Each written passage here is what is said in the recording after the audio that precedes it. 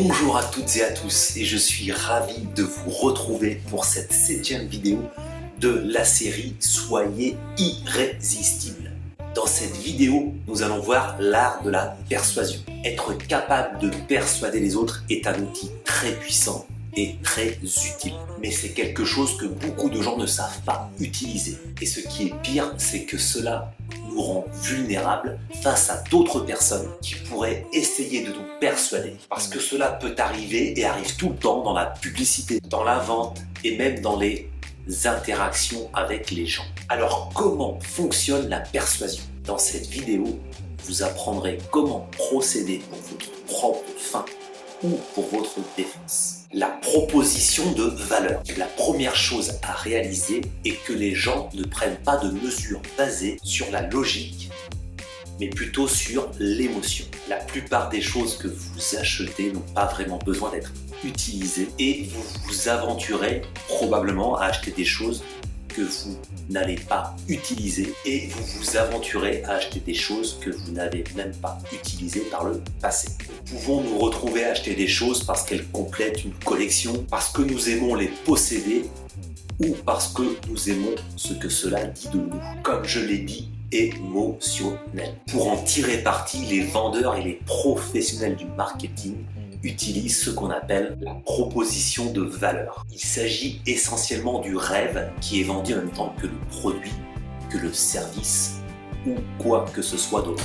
Ainsi, la proposition de valeur d'un nouvel ordinateur, par exemple, pourrait être que vous allez être plus productif ou que le travail sera plus amusant. C'est l'accroche émotionnelle et c'est ce que les personnes persuasives utiliseront pour vous amener à agir rapidement.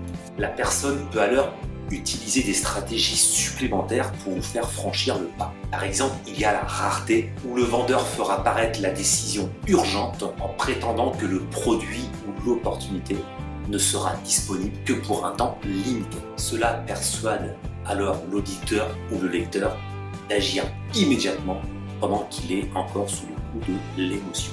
Pendant qu'il est encore alimenté par l'émotion, plutôt que de s'éloigner et d'y réfléchir et de perdre tout intérêt pendant ce temps. De même, un vendeur doit lutter contre les émotions qui pourraient jouer contre sa cible.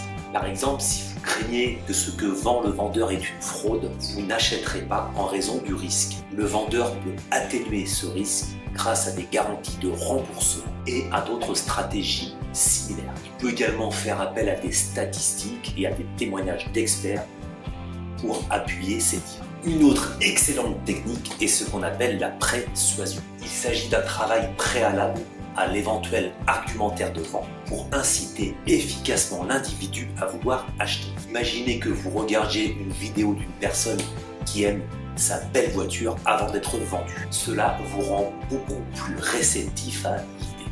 Alors bien sûr, vous ne vendez peut-être pas quelque chose, mais toutes les techniques sont les mêmes. Pour persuader quelqu'un de votre point de vue, vous pouvez toujours utiliser la persuasion, vous pouvez toujours utiliser des formes d'urgence et bien plus encore. La clé, c'est de trouver l'accroche émotionnelle et de se rappeler que c'est toujours l'émotion qui persuade en fin de compte. Voilà, j'espère que cette vidéo vous a plu. N'hésitez pas à mettre des petits pouces en l'air, des commentaires et surtout de vous abonner à cette chaîne. Je vous dis à très vite. Ciao, ciao.